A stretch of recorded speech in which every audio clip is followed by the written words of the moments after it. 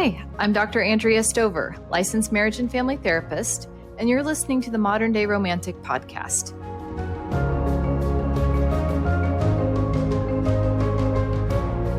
Hi, everyone, and welcome to today's episode. Today, we're going to be focusing on something I'm calling the comfort trap in relationships. I don't think we need to stretch our imaginations too far to imagine what I might mean by that, but we will definitely be getting into more of the details. So I want to start with talking about societal models for what a healthy relationship looks like.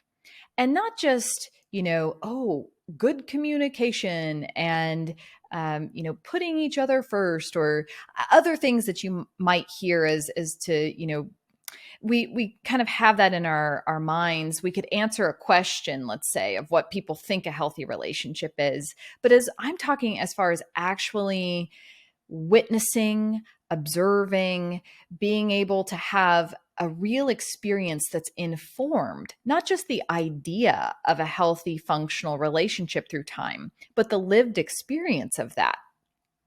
I cannot tell you the number of times I have sat with clients and have heard, well, I didn't have a healthy model for a relation. I don't know what I'm doing here. I mean, I'm trying to do it differently than maybe my parents or anyone else in my family, or or what I've seen, happen in relationships, but I don't really know how to do that exactly. And that's why oftentimes people come to couples therapy.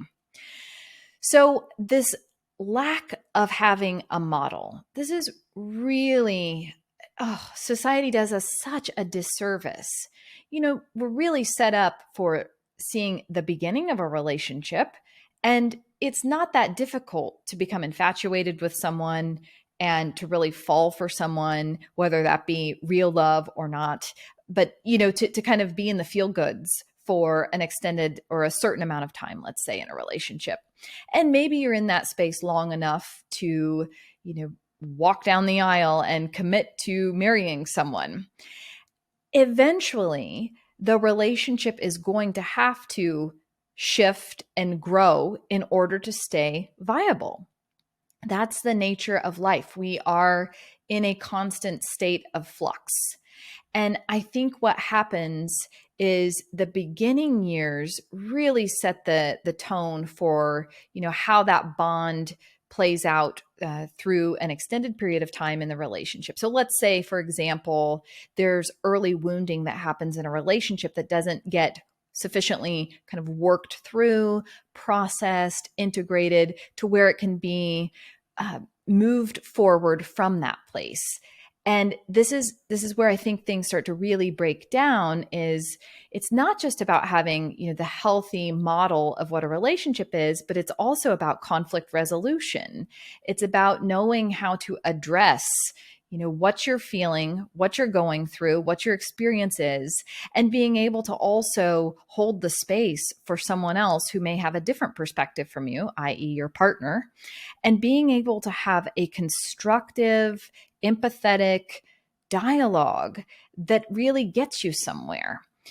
And without having skills to do that, without, whether that just be a lack of awareness, whether it be just simply feeling inept and not knowing how to do that, whether it be one of you is and the other is not open for discussions like that, whatever the case may be, I think this is where some of those cracks really start to happen in a lot of relationships.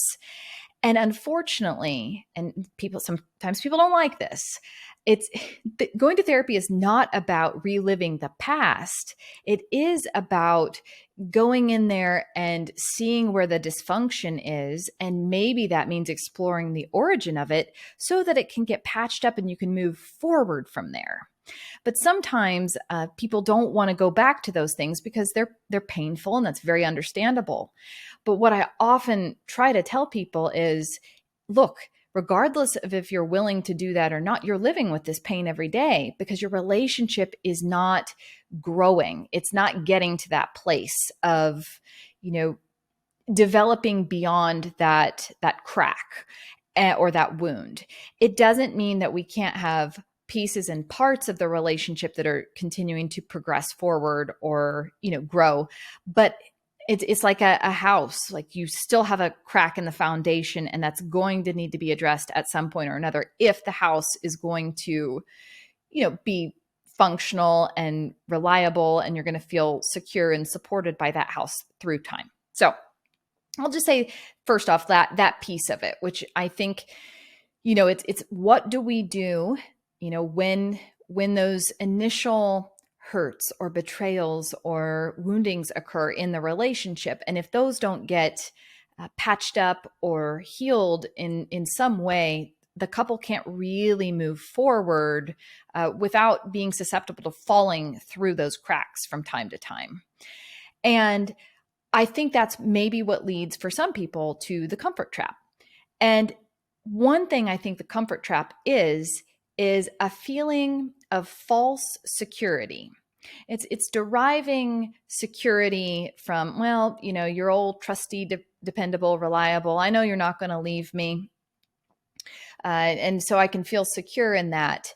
But the shadow side of that is actually you would need to face the insecurity of confronting not the other person. It's not like a aggressive confrontation I'm talking about, but you would need to confront your own insecurities as well as the insecurity that might arise in your partner in order to progress the relationship, in order to move forward, in order to heal from whatever those cracks were. So it's not really comfort for a lot of folks. It's really stagnation. And the stagnation is inertia. And the inertia is, I don't want to do anything because anyway I go here, I'm going to have to face something, or we're going to have to face something. And it makes me feel really insecure to do that. So do you see where this idea of feeling comfortable is not really about, and in the way I'm talking about it anyways, it's not really about true comfort and peace. It's really about wanting to numb out to the anxiety and the unknown of what would happen if we had to really confront ourselves or confront one another within the relationship to see what might need to be repaired. And you can imagine if you don't feel you have the skills to do that, if you don't have a model for how to do that, that's going to be really anxiety producing. So I completely understand that. I think when the comfort trap kicks in, oftentimes partners will say, well, it's more like we're roommates. It's, we've been together so long, I can't imagine not being with them. But at the same time, I don't really enjoy this. Or I'm too afraid to start over again, or, and I'm not saying that would have to be what happens. I'm just saying, I think this is all of that anxiety and that fear of confronting and therefore leading to stagnation. So you want to feel secure in a relationship, but you don't want to feel like it's too easy, let's say, because if it's too easy, and maybe it's not too easy, but that there's just not, when it's too easy, meaning that there's not enough connecting or not enough confronting, then I don't really know if that relationship through time is alive or not, or if it's just kind of stagnating there. Okay.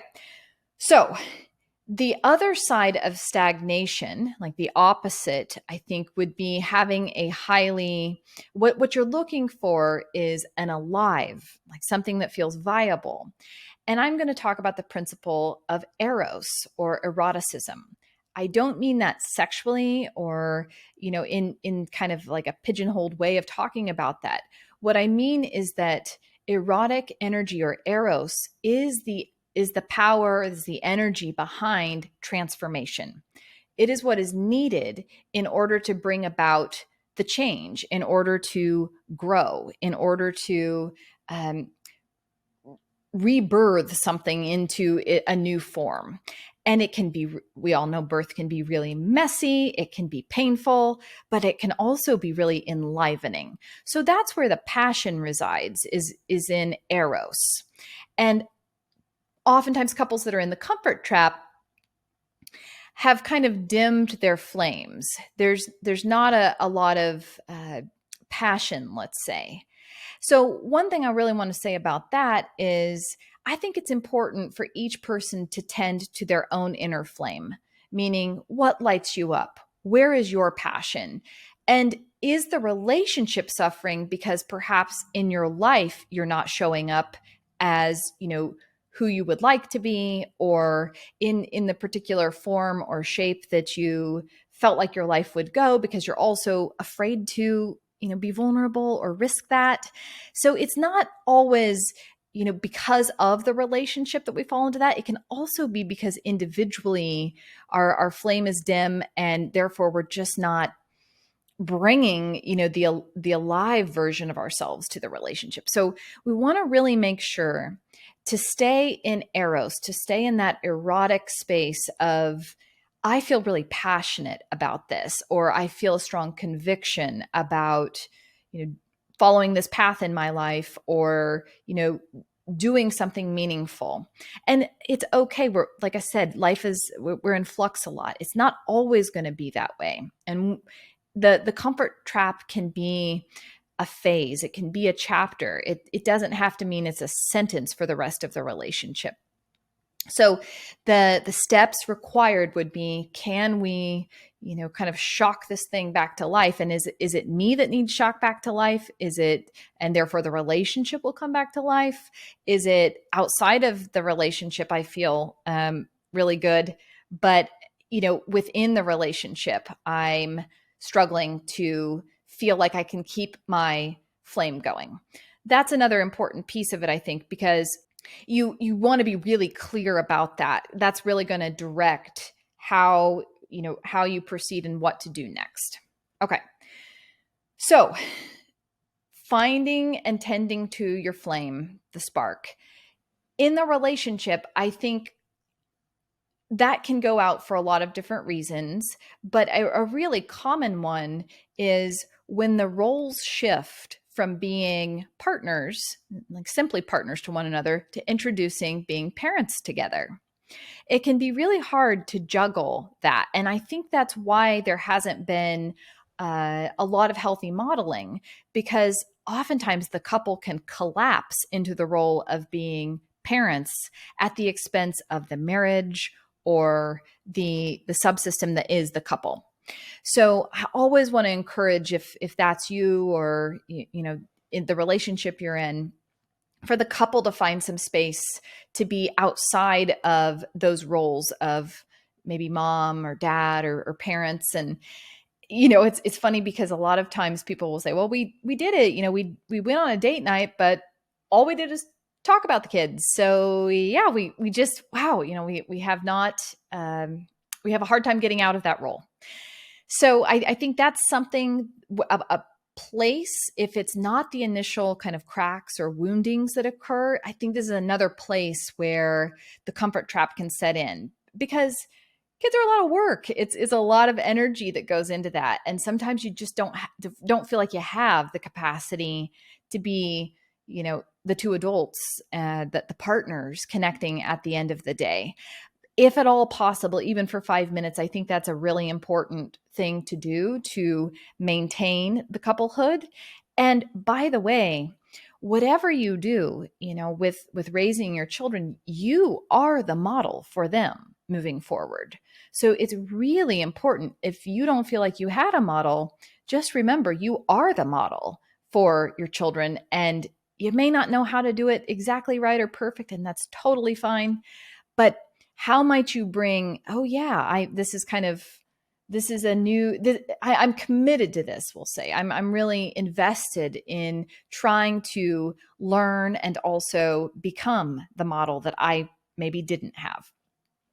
I think a lot of times people do that as far as raising their children, like they want to raise them in the way they weren't raised or do it differently than their parents did.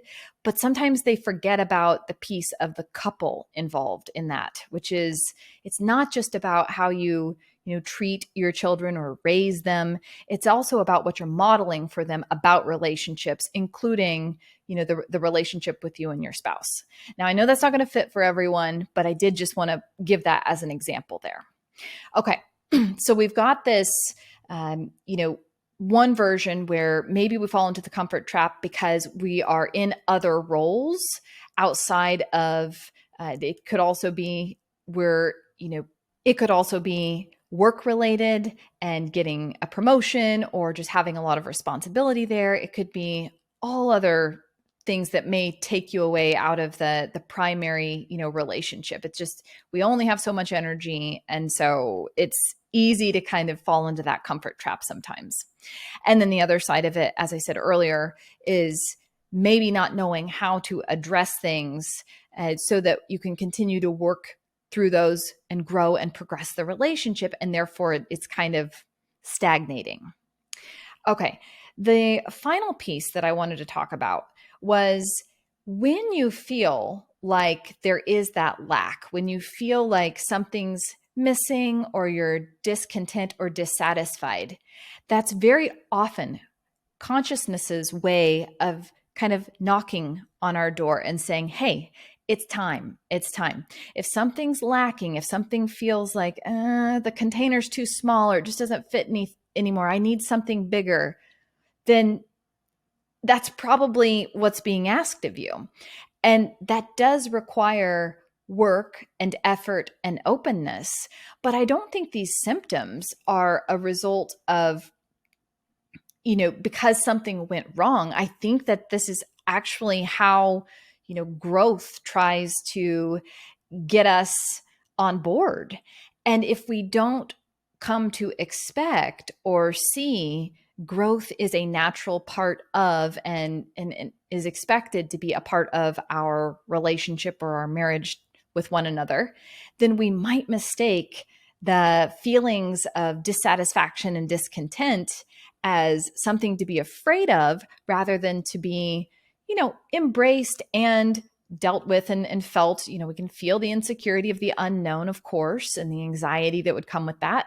But ultimately, this is in service to the two of you, to growing your love to even more, to new levels of development. And I think with this is where the modeling has broken down. We who does this? Who can we turn to that has a relationship like this? I know there are people on the planet. I absolutely know that. And I hope that, through the power of social media, through the power of podcasts or books and a lot more people going to therapy now, that we're learning this relational literacy, that we're learning how to commit and grow together. That we don't mistake the comfort trap. It could mean that we're maybe, it's not the right fit anymore, or we've kind of grown apart and it's just not going to work. But it could also mean, wow, we've got this real opportunity in front of us here. And I think I always think about this book, The Road Less Traveled by M. Scott Peck. I reference it a lot in therapy sessions. And one of the things, there's so many good takeaways in there, but one of the things he says is that there are very few psychological adults in life. And for him, being a psychological adult means separating from your parents psychologically and living your own life. So that would mean not being destined to live out the same relationship that your parents had and maybe your grandparents had and your great-grandparents had. If that's not the type of relationship you would want, it means about embracing your life, embracing your relationship, and really finding something that's going to work for you. And maybe some of you will say, well, I already do that. And I bet you do. And I would also say this stuff gets so deeply embedded in us that it really is pretty tricky to do the family of origin work, because I want to say we all have a sense of being loyal to our family of origin. There's something in us that if we go against that, and that's the conflict, that's the work of, liberating yourself, freeing yourself to be able to separate and still have relationship. A lot of times people do this and they say, okay, well, yeah, in order to separate from my family, I have to cut them off. And yes, there are instances to do that, but But really, the real work is the both and, to be able to be a self, to be yourself, to live your life, to have the type of relationship you and your partner or spouse want to have with one another. And to honor and respect that other people may have different ideas for you, but you don't need to. Being a psychological adult would be able to keep that outside of yourself. You wouldn't be ruminating on that. You wouldn't be infuriated by that. You would just say, okay, well, that's kind of your problem. I hear you. And we're going to keep living our lives because this is what's good for us. So I just wanted to throw that out there because I think if this is true, what M. Scott Peck puts forward, that there are very few psychological adults in the world. And he says oftentimes that occurs for individuals if it's going to when their parents pass away. So that can be really late in one's life, that they're coming into this psychological adulthood. I think this is another reason why we don't have the models for what it looks like to have a relationship that works for us. So all of these things to say, the comfort trap has many layers to it. It has lots of potential and offerings for us if we can embrace it for life's asking us and requiring us to be stretched and to grow, to deepen ourselves, to develop ourselves. I think you're going to make it through just fine if you can find that thread within this experience in a relationship. And as I said earlier, I know that's not going to be the case for everyone, and that it might mean, hey, I've actually outgrown this relationship, and to come into awareness around that. And no matter how hard I or we would try, I just know this is going to be too small, or it doesn't work for me the way it once did. And that can be okay too. The comfort trap has a lot to offer us. Our job is to embrace it, to face it, to feel the fear and go towards it anyways. And I guarantee you there's something in there for you to expand yourself, to grow yourself beyond what you think your capacity is or who you are as a person in today, right here, right now. All right. Thanks so much for listening, and I'll see you next episode.